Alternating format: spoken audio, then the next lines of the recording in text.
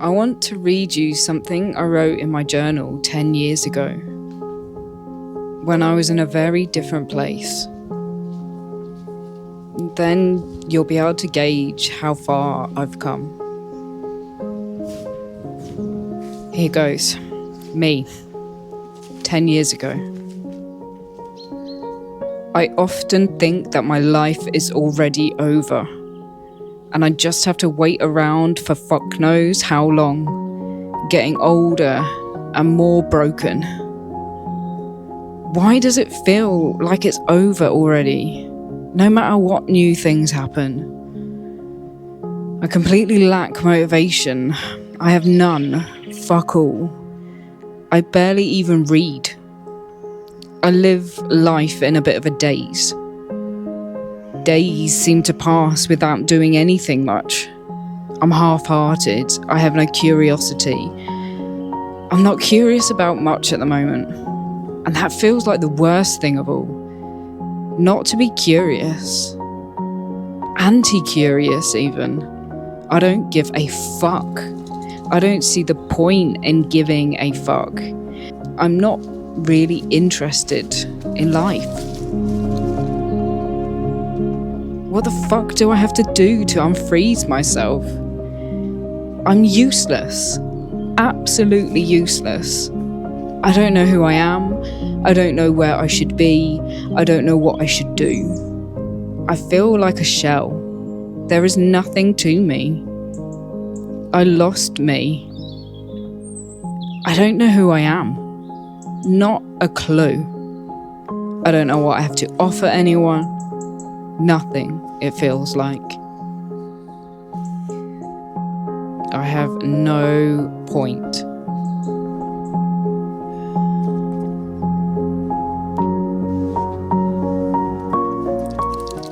Reading this back now, I really feel for that girl. Someone I barely recognize. I'm glad I wrote it down, because it shows me just how low I was and how far I've come. I've had quite a few comments lately on my channel about how in tune I am with myself. And it's true. These days it feels like I am. More so than I've ever been in my life. But this self-knowing, this self-confidence, this self-trust, it's been hard won.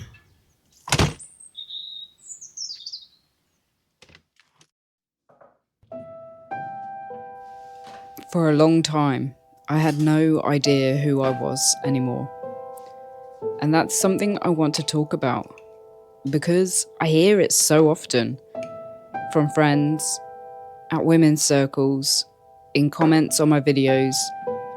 In fact, I think it's something everyone goes through to some degree at some point in their lives. For me, I think it's because I'm very adaptable and I've moved around a lot. I've lived in very different places and environments. When I wrote this in my journal, I'd not long come back from living in Thailand for nearly a decade. I had returned from a life that seemed like pure freedom, a dream life in the sun. And in many ways, it really was. But it was also a time when I drank heavily, took a lot of drugs, including a lot of tramadol. I lived in expat communities where behaviour that would be considered shocking to most people was completely normal. Usually even socially rewarded. It was a wild life, a free life, but one that easily becomes your undoing. It became mine. What I realised is that even if you run away to a tropical island, you don't outrun the problems you take with you. In fact, you usually gain a whole load more.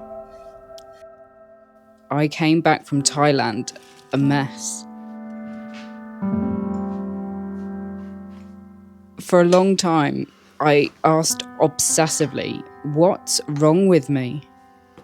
I walked many paths trying to answer that question, and along the way I collected labels: ADHD, autism, anxiety, chronic fatigue.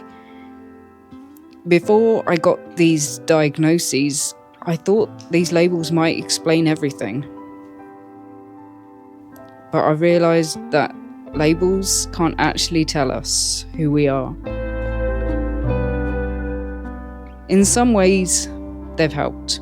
They've showed me that other people experience similar things, that I wasn't alone. And really importantly, they helped me to understand how deeply sensitive I am. I'm not surprised that what we call ADHD, autism, ME, fibromyalgia are on the rise in a world that is increasingly overstimulating, over-demanding, and unsustainable.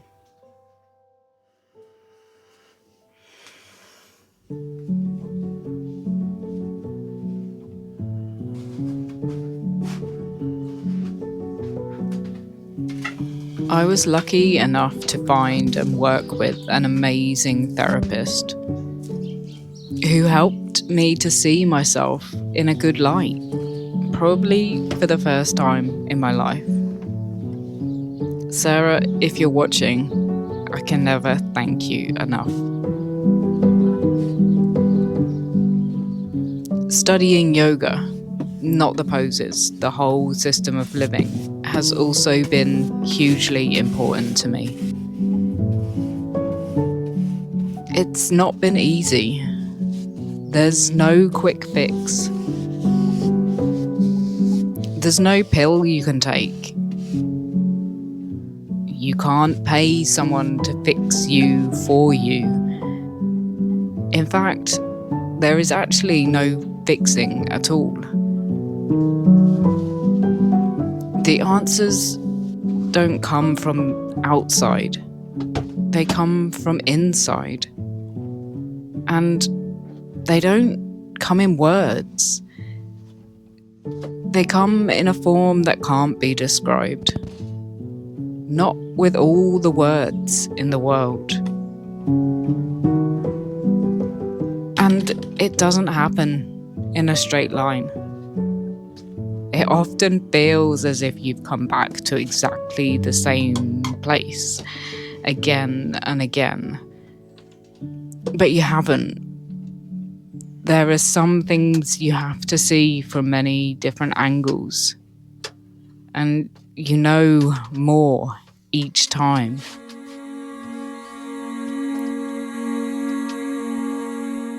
For a long time, I thought knowing myself meant figuring myself out, explaining myself. I've struggled for most of my life with not feeling like I have a continuous sense of self. I feel like I've been many different people. If you haven't changed environments much, you won't appreciate just how much your environment changes who you are. I struggled for a long time trying to piece these different selves together into one coherent one. I couldn't.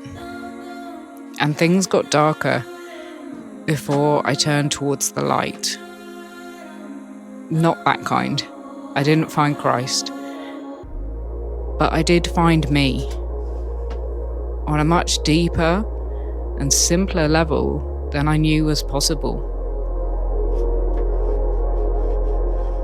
I've realised the question, who am I, can never be answered in the way I once wanted it to be.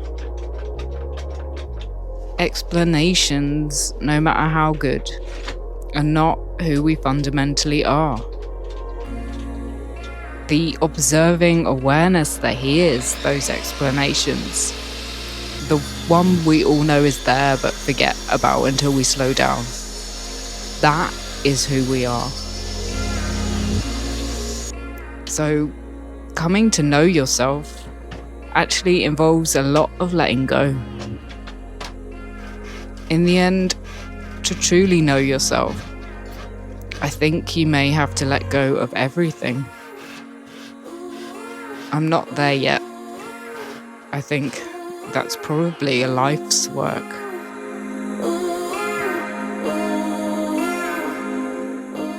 But I've also realised there is actually no there.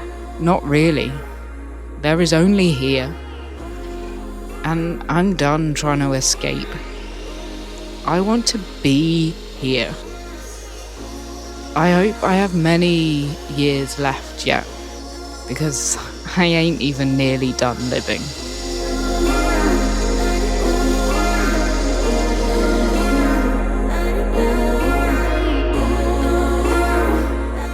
You have to have faith.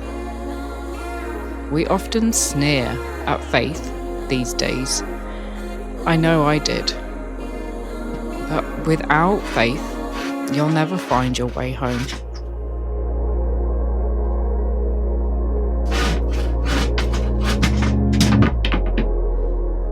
Thank you so much for being here with me. It really means so much. And if you're struggling with not knowing who you are, know that you're not alone. Look at where I was 10 years ago. It will take time to uncover yourself, your true self. But you can do it, and you are worth it.